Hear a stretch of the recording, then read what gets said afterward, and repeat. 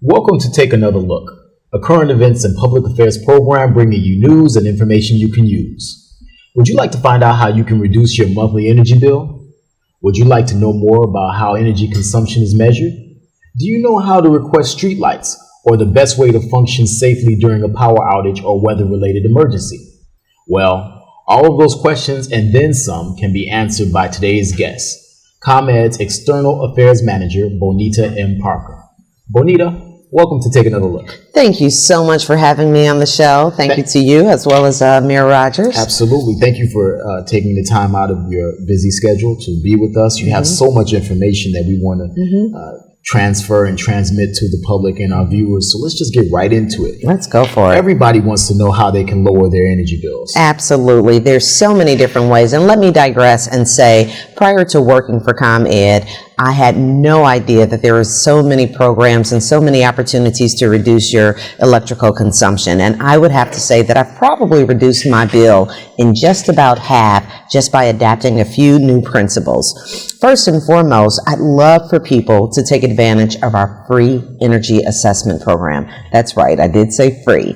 Free. The energy assessment will allow us to send a certified technician into someone's home or an apartment or a condo, and we will do a complete energy assessment. We'll provide that person with a report of things that they can do when they have time to make themselves more energy efficient, and for allowing us to come in and help people save money through energy efficiency strategies. We will also change out all of the common area lights with energy efficient LED bulbs. We will provide them with a programmable thermostat. We will change out their shower head aerators with one that's more energy efficient.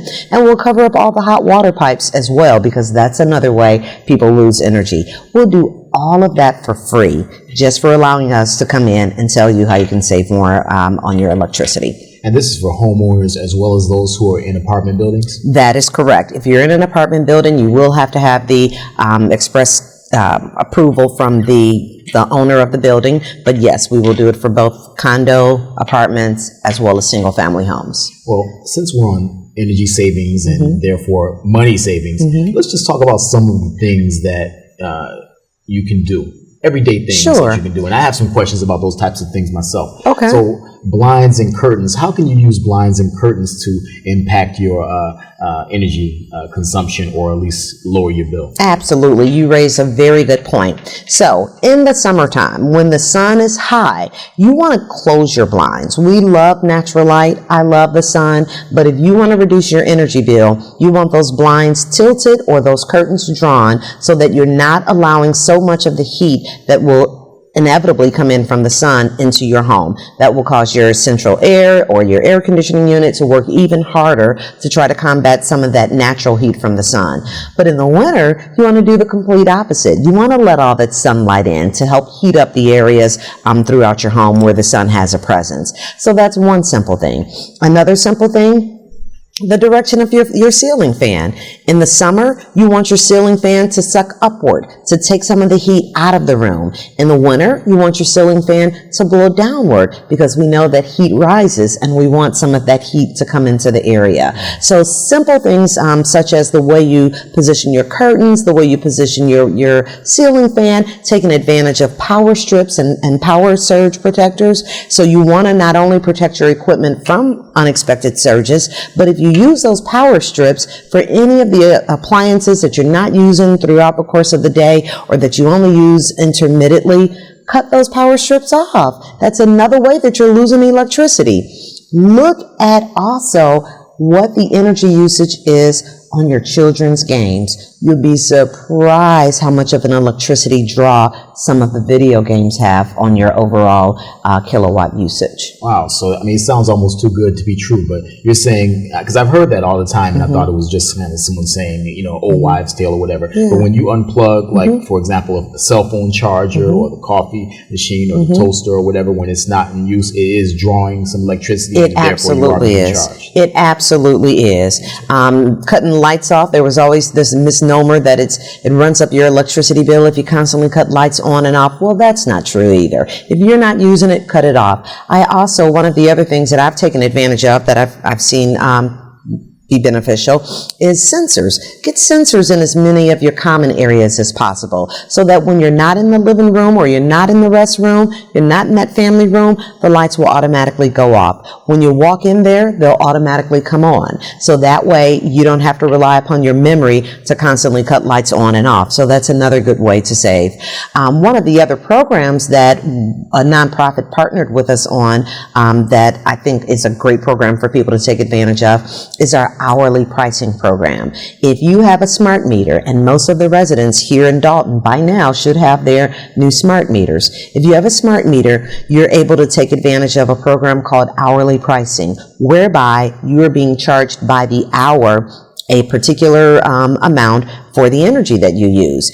And from what I've seen, having been on the program, most of the time, it hovers around 1 3 cents an hour, kilowatt hour, which is a pretty good price for energy. But more importantly, it helps you to better manage the way that you use your energy. So as an example, let's say it's 7 o'clock in the evening. I can look on my mobile app and I can say, wow, right now energy is at 6 cents. Might be a good time for me to cut the television off and pick up a book. However, I may look in my app and see that at midnight, energy is at -1 cent, meaning I'll be paid to use energy. That will help me say, that'd be a great time for me to set my dishwasher to run, or maybe, I'll set the alarm and wake up and throw a load of clothes in the washer and dryer. So it empowers you to really take advantage of using energy when it's at its lowest price and curtailing it when it's at its highest. One other thing that I'll get off of, and then I'll get off that topic, we also have a program called AC cycling. It's the the central air unit conditioning cycling program. And I know we probably don't want to talk about air conditioning in the winter, but I want to get everyone queued up for the summer. Our thoughts for the summer. That's there good. you go. Yeah. Pretend like it's summer, blue skies and sunshine. We have, you have the opportunity to allow us to cycle down your central air over the summer months. So for the 4 months over the summer, if you allow us to put this device on your central air unit, when it gives us the opportunity to cycle it down for about an hour if there are ever days where there's a huge demand on our system. We will never cycle it down on the weekends. We will never cycle it down on a major holiday. We will always call before we cycle it down. I've had that device on my central air unit for about 5 years now, and I want to say maybe once they cycled it down. But in exchange for that option, I get a $10 credit every month for the 4 months over the summer. So that's just another way to offset some of the expense of your electricity. These are all great hints. I'm sure the residents and viewers will appreciate you giving us that information. My pleasure. Another area that you work very closely with Mayor Rogers is upgrading and repairing the streetlights here in the village of Dalton. It's been a major undertaking, and it's been very important to the mayor. Absolutely. Not only from aesthetic purposes, but also from a safety perspective. So Absolutely. tell us a little bit about that. And we also want to know, as far as individuals who might want to call and request a street light in their area, how they would go about doing so. Absolutely. Allow me to pause here for a moment as well and just again reiterate the wonderful blessing you all have in having Mayor Rogers as the mayor of this particular village. I work with a lot of mayors in the Southland.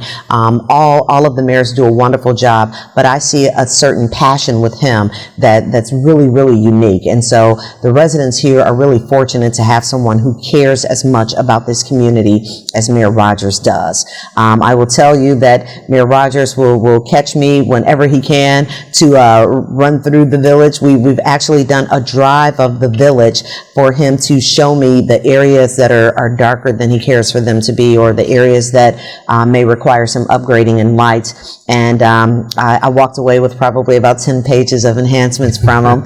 And we've slowly but surely been making it through those 10 pages. But we are in the process of trying to upgrade the lighting, not only to make it more bright, but also to make it more efficient as well. So we're doing a lot of LED lighting in the area. And for anyone who is interested in reporting a light, let me clarify this too. ComEd right now, we don't know when a street light is out unless someone calls to report it. The way that you can typically determine if you should be calling ComEd or if you should be calling the village, ComEd typically has our lights on wood poles. So anytime you see a light that's out on a wood pole, please, the residents should call 1-800-EDISON-1. That's 1-800-EDISON-1, and they should report that. Or they can go online to ComEd.com and click on the streetlight link, and you can report it that way.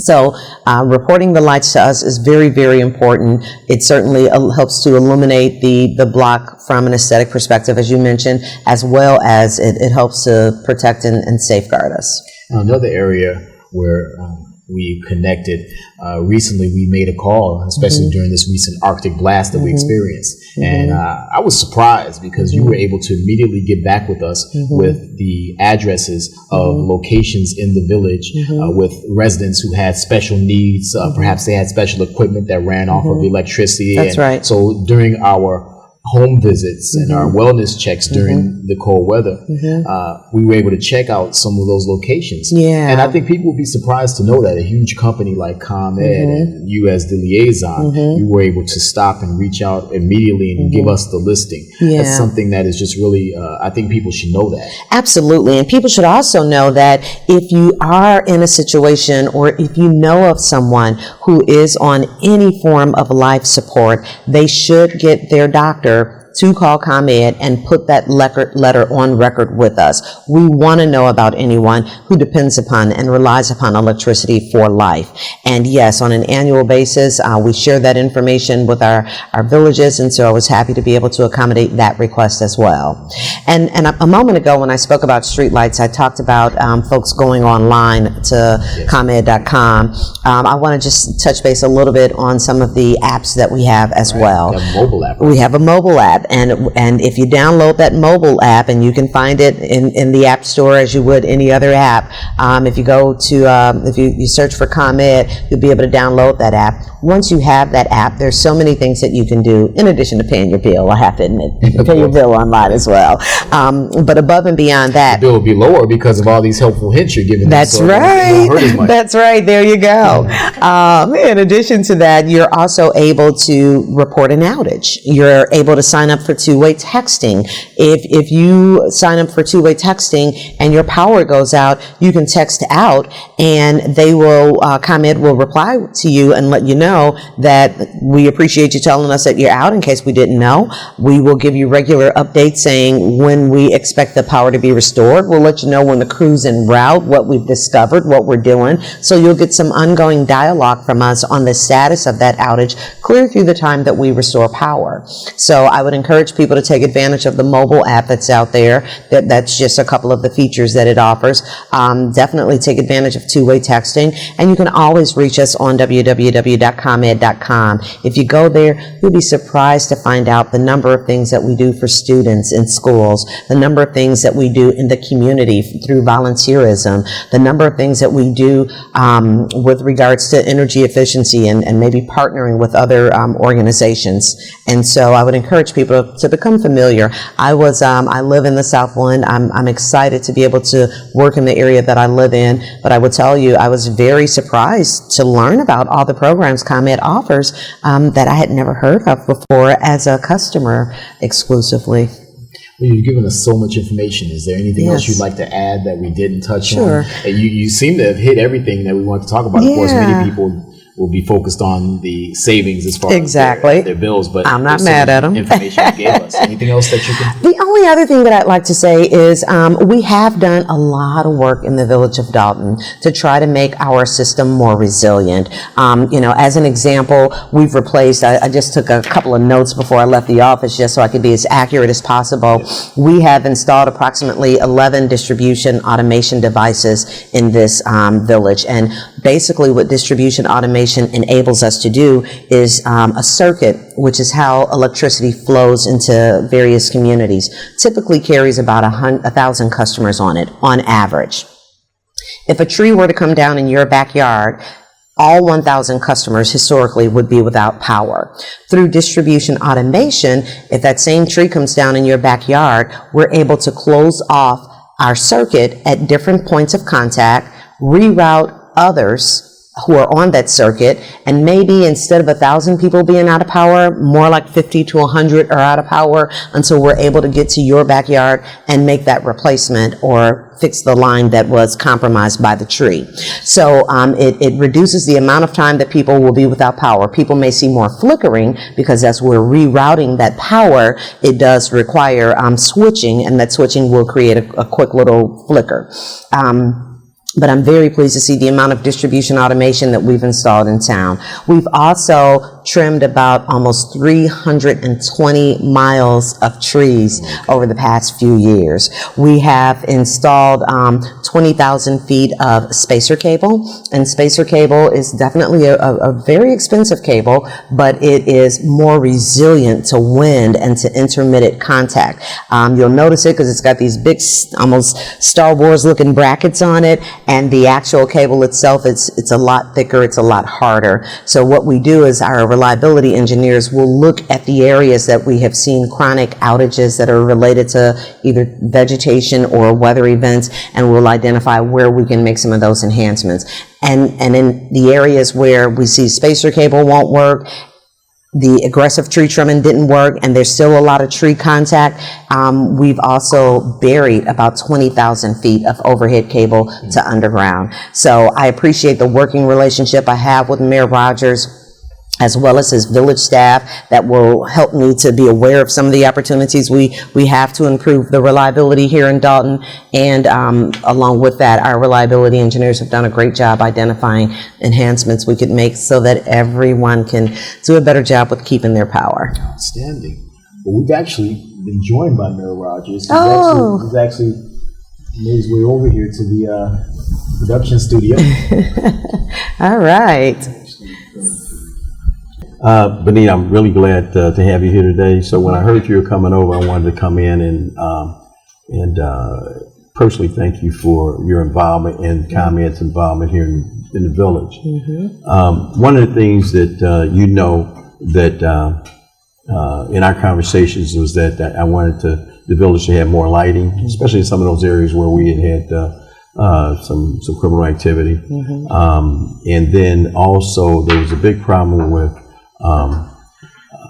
lighting interruptions, if you will, you know, and on a monthly basis, we probably would experience sometimes between 5 or 10 outages momentarily, some were longer than others.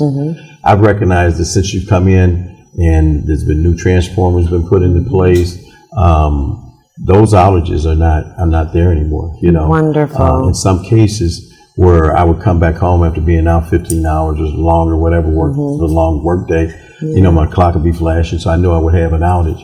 But we don't have them like we had anymore. So what exactly did you do? Yeah, so we had, through the Energy Infrastructure Modernization Act, we did a lot of storm hardening work. We replaced a lot of equipment between poles and transformers and converting overhead lines to underground lines, replacing some of our traditional cable with Hendrix and spacer cable. We've done tons of enhancements in town. But in addition to the things that we identified, certainly the fact that we've had some great two-way communication and you've been able to bring things to my attention, that has meant a lot. And that's why this partnership is really, really valuable. And that's why before you came in, I was just sharing with the listening audience how appreciative they should be to having a mayor like you who does care about every aspect of human life in this village. Right. Well, you know, part of deterrence to crime is lighting. Yes.